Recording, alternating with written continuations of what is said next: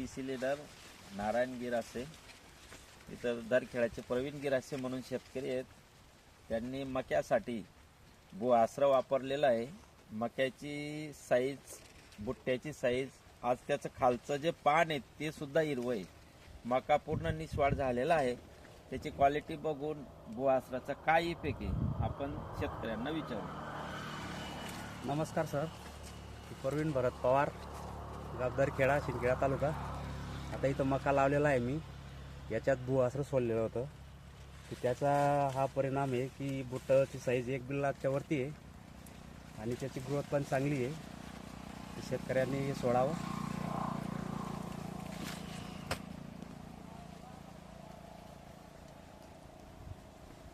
आता मका झालेला आहे 2.25 महिन्याचा.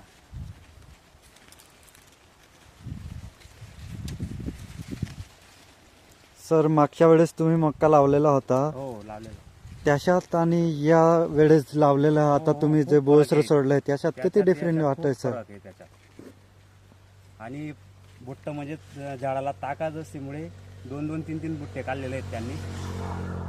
पण त्याच्यापैकी 2 बुट्टे ते पक्क भरणार आहेत.